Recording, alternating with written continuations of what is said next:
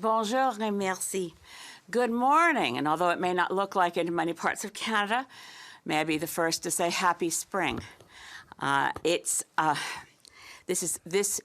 2-week part of our March calendar in Parliament is extremely action-packed and busy.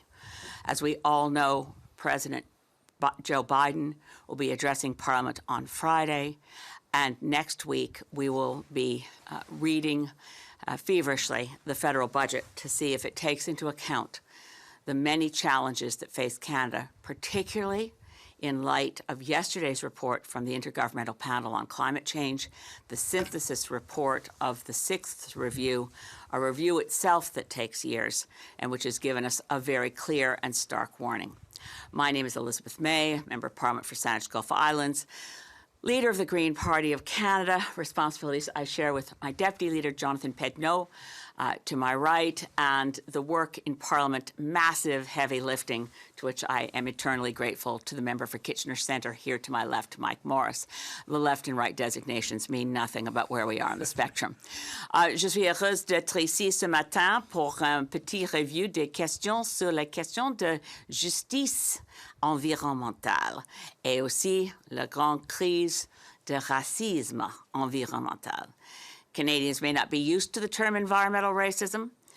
In the United States, since 1994, the U.S. Environmental Protection Agency has had an active program to confront environmental racism through a program for environmental justice.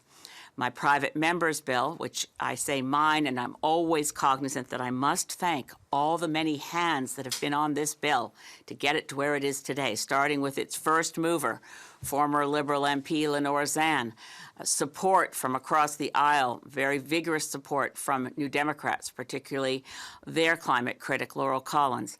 We have worked together, and including the Office of the Honourable Stephen Guilbeault, Minister of Environment, to make sure Canada catches up with the world in particularly with the United States government, which has a long record on this, of working to confront environmental racism. The private member's bill in my name is Bill C-226. It comes before Parliament again on Thursday on its next step towards moving to the Senate. It's critical that this bill be adopted. But I want to shine a sharp light before turning the microphone over to my colleagues on the recent events, not that recent when you consider 9 months of egregious pollution of the lands of the Athabasca Chipewyan First Nation in spills of toxic substances from the tailing ponds of the Imperial Oil Coral Mine. What are the chances that a decade and a half ago, longer, 2 decades ago, I worked with Sierra Club of Canada in the environmental assessments of the Coral Mine up in Fort McMurray, opposing it, while I heard the Imperial Oil witnesses talk about how they had world-class systems. The tailing ponds would be secure, everything would be lined, nothing could leak. And the representatives from the Mississauga Cree, from the Athabasca Chipewyan, saying, wait a minute, we're still worried. This is where we go. Out in the bush is where we used to be able to make tea. I remember witnesses saying this even then. We used to be able to put a pot in the water in any stream and make tea when we were out in the bush, and now it doesn't taste right. They added one more. Yep, they added the Coral Mine. It got approved. And now we know that for 9 months, Imperial Oil did not alert First Nations people that they were polluting at a groundwater level, polluting at a surface level. Now Chief Alec Adam has had to tell all the people in the community, whatever you hunted and fished off the land over the last 9 months, you have to destroy it because it's not safe. This is a crime, and it comes under the category of environmental racism. And I'm calling on the federal government, Greens call on the federal government, on the Minister of Environment, Minister of Fisheries, throw the book at Imperial Oil. This is criminal activity, threatens the environment and human health, and you know it. Take action. Don't be satisfied with a slap on the wrist and a small fine. We've known for years that there was a threat. C'est clair qu'avec l'avis les scientifiques, l'ancien scientifique désolé que le scientifique qui est décidé, qui a fait les grands avertissements contre les étangs de tailings ici dans le sable bitumineux. C'est David Schindler qui a fait les avertissements clairs. Et aussi qu'il y a 3 années que la Commission sur l'environnement de Nord-Amérique et aussi avec leur étude trouvé qu'il reste une grande menace pour l'environnement et la santé publique, particulièrement pour les peuples autochtones. All these warnings kept being ignored through the hubris and lies of big oil. It's time to actually call them to account. What they have done is criminal. I'll now turn it over to Jonathan Pedneault for some comments. Merci, Elizabeth. Thank you.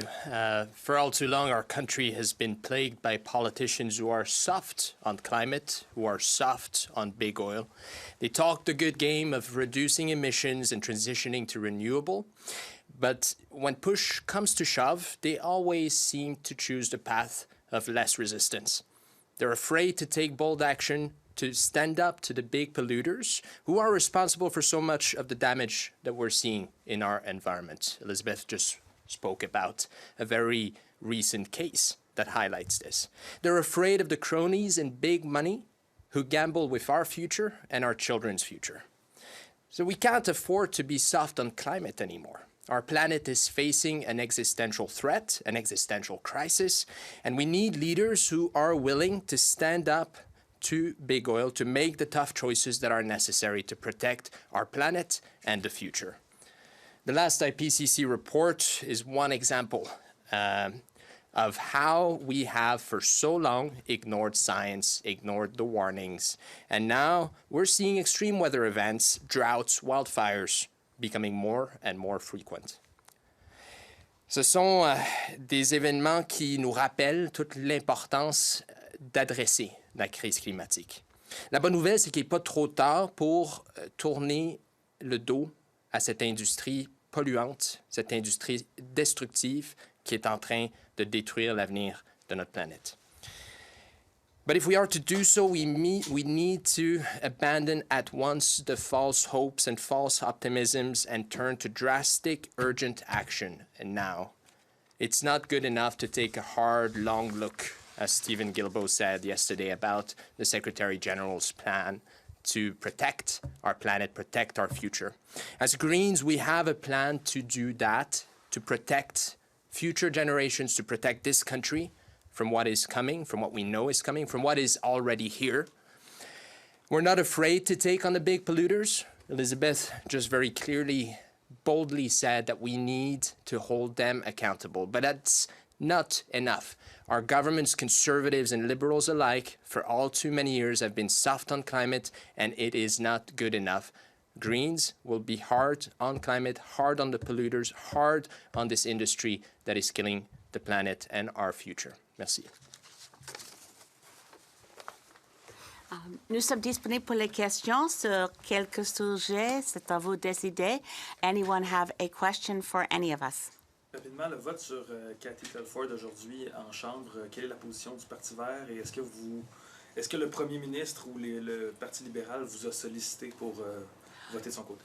Le dernier partie de cette question, premièrement, non, nous n'avons pas, je pense que non, nous n'avons pas un seul message courriel qui va convaincre notre caucus de Mike et moi. Actuellement, nous comme Verts ne sont pas décidés, je pense. Je pense que à cause de, et j'ai dit ça hier dans les débats, le niveau de partisanerie, les mensonges utilisés dans ce débat, c'est créer une situation où c'est difficile pour moi de voter en faveur, mais je pense que il n'est pas acceptable d'avoir seulement une rapporteure spéciale sur cette question. Je pense que le public du Canada a un droit de demander une étude indépendante, une enquête indépendant et transparent. Nous sommes, et je veux dire que si Mike peut-être ajouter quelques mots, nous pensons que c'est important d'examiner le rôle, pas seulement de la République de Chine. C'est aussi important d'examiner le rôle des États-Unis dans nos élections. Aussi, des grandes entreprises d'énergie fossile. Nous avons les entreprises qui sont tellement engagées, impliquées dans les élections fédérales, qui lançaient les grandes campagnes médiatiques contre les efforts de protéger notre climat. Alors, il y a quelques questions importantes. Et c'est pour nous, comme Verts, nous n'avons pas actuellement décidé. Do you want to add anything, Mike? Have you decided? Oui, mais c'est vrai, c'est absolument clair. Il y a beaucoup de semaines maintenant que Elizabeth et moi, on était clairs. On veut une inquiry indépendante qui regarde les pays autour de le monde. Alors, la décision aujourd'hui pour Elizabeth et moi, it's really about whether the more politicized version of the motion that the Conservative Party has offered. We're going to be discussing this in more detail throughout the day. But what remains true, we continue to call for a fully independent inquiry, irrespective of country involved. That's what Canadians expect. That's what our constituents are calling for. And of course, we've got a particular wording of a particular motion to have more discussions about. Sur Mme Telford, la directrice de cabinet du premier ministre, est-ce que vous croyez qu'elle devrait témoigner? Est-ce que vous votez là-dessus? Je pense qu'elle a déjà fait le témoignage avant un comité. Nous avons un président. C'est pour ça que c'est plus difficile d'utiliser les mots de Pierre Poilievre en un autre contexte quand il a fait. C'est pas possible d'avoir l'équipe de cabinet. You've got John Baird here. That's good enough. We don't call in their political. Well, actuellement, Mme Telford a déjà présenté le témoignage avant les comités, par exemple dans la question de la We Charity. Je pense que c'est le grand risque de cette motion, c'est de faire plus, de nuire plus le climat en politique pour trouver la vérité dans un climat de partisanerie toxique. C'est pour moi la raison pour laquelle j'ai le problème de voter oui. Par exemple, je suis moi-même en passé impliquée dans le travail de la Fondation Trudeau.